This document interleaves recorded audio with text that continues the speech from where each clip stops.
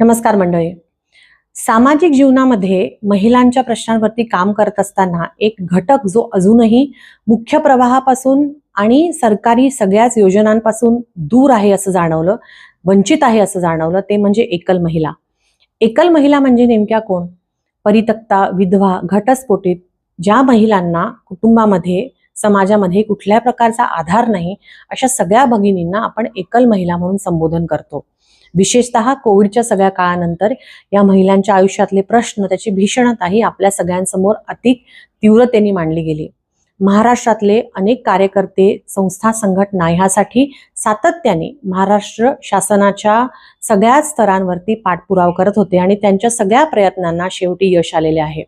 महाराष्ट्र शासनाने नुकतंच एकल महिलांसाठी एक स्वतंत्र धोरण बनवलं जाईल असं जाहीर केलं आणि त्या धोरणाची मसुदा समिती त्यांनी जाहीर केलेली आहे, ज्याच्यामध्ये अनेक लोक आहेत. त्या धोरणाच्या मसुदा समितीच्या सगळ्या सहकाऱ्यांनी एक अपील आपल्याला केलेलं आहे. एकल महिलांसाठी काय प्रकारचे धोरण असावेत, काय कार्यक्रम असावेत, आता असलेल्या कायद्यांमध्ये एकल महिलांसाठी काय बदल केले जावेत, त्यांच्यासाठी पुढे जाऊन, त्यांच्या मुलांसाठी पुढे जाऊन काय वेगळ्या वेगळ्या प्रकारचे कार्यक्रम महाराष्ट्र शासनाने राबवावेत, ह्याबद्दलच्या सूचना आपण सगळ्यांनी सरकारपर्यंत पोहोचवण्याची गरज आहे. व्हॉट्सॲप नंबरच्या द्वारे आपण त्या सगळ्या सूचना सरकारपर्यंत पोहोचवू शकतो. विस्तृत पद्धतीने जर पोहोचवल्या तर सरकारला त्यावरती अधिक सक्षमपणे काम करता येईल. व्हॉट्सॲपचा जो नंबर आहे तो मी आपल्यापर्यंत पोहोचवत आहे, तो आहे 8208581115, म्हणजेच 820 85 81 115. हा नंबर मी खाली सुद्धा पोस्टमध्ये देत आहे.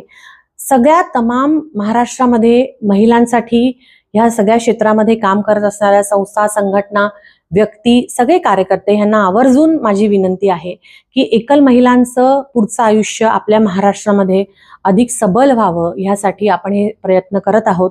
सरकारने हा जो एक चांगला उपक्रम राबवलेला आहे, त्या उपक्रमामध्ये आपण सगळे साथ देऊया आणि आपले जे काही सूचना असतील, आपण जे काही काम एवढ्या वर्षांमध्ये आपल्या क्षेत्रामध्ये एकल महिलांच्या संदर्भात केलेलं असेल, त्या अनुषंगाने आलेले अनुभव असतील, सूचना असतील, त्या निश्चित आपण ह्या मसुदा समितीपर्यंत पोहोचवाव्यात, ही विनंती. धन्यवाद.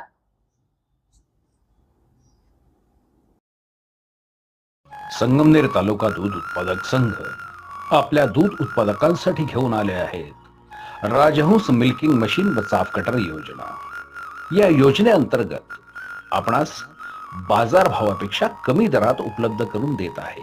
नामांकित कंपनीचे मिल्किंग मशीन व चाफ कटर सुलभ हप्त्यांमध्ये उपलब्ध केले आहे.